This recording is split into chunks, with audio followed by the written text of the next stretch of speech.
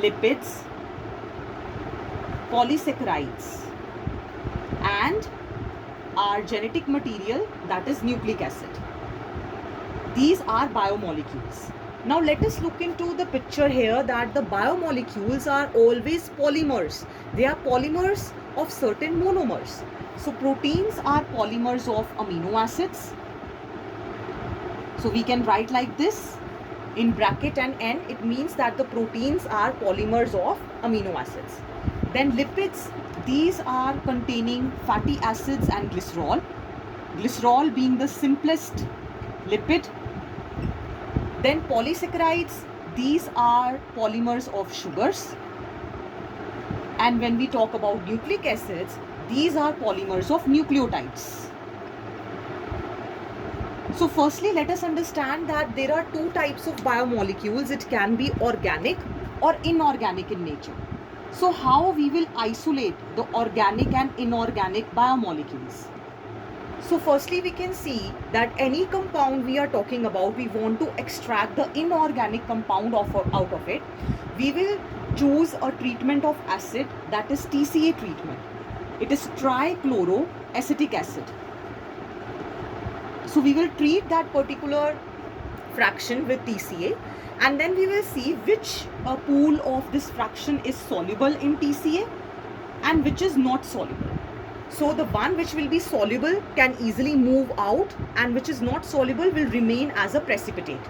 So we can say that we have two fractions over here. If we talk about TCA treatment, we can say that there is one acid soluble fraction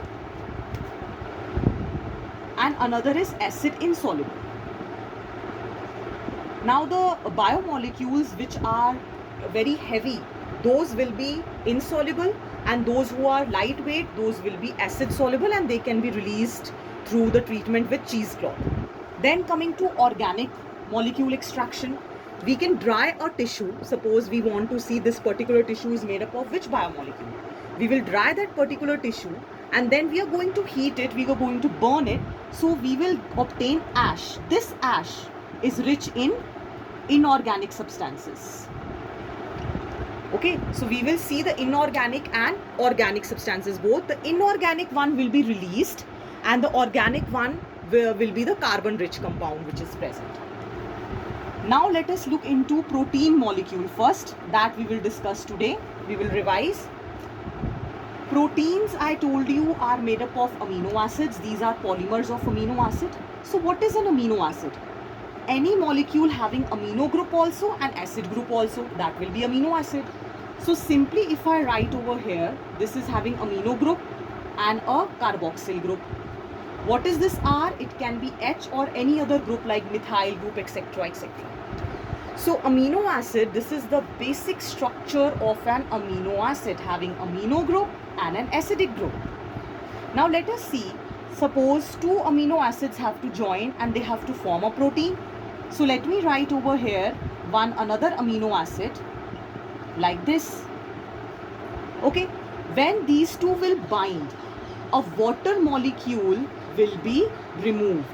So this reaction is a dehydration reaction where a water molecule will remove. So what we are left with, we can see clearly CO and H. So this CONH bond, which is between amino acids that will form the protein, is called as peptide bond, and it is a very strong bond. Then coming to, in proteins, we have seen they are made up of amino acid. This is the simplest structure. We know that there are two molecules, two groups, amino group and carboxyl group. So in a solution, if we talk about, these proteins can exist as positive ions also and negative ion also, because this will release H plus and it will become minus charge. This will gain H plus and it will become plus charge. So in a solution, if we have this situation, okay, we have positive and negative both charges, this type of a molecule in solution will be called as a Zwitter ion. So amino acid is a Zwitter ion. Then depending on how many amino groups are there, how many carboxyl group are there, or it is equal, there are three types of amino acids. We can classify that it as acidic, basic or neutral. So when we talk about acidic, means it is having carboxyl group in more amount. Basic means it has the amino group more than one, and neutral means equal amount of amino group and equal amount of carboxyl group. That is what it means about acidic, basic and neutral. Then let us see that in proteins, when we are talking about this bond, when the bonds are being formed, that is CO-NH bond, that is peptide bond.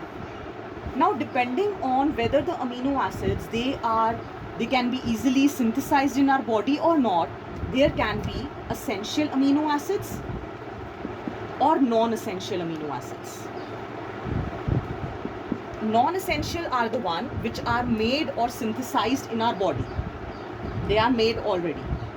But essential ones, we required it from the diet, because these we cannot make in our own body. We require from external source, from our diet. Now next, let us see about the structure of proteins. What is the main structure? There can be 4 different structures of proteins: primary structure, secondary structure,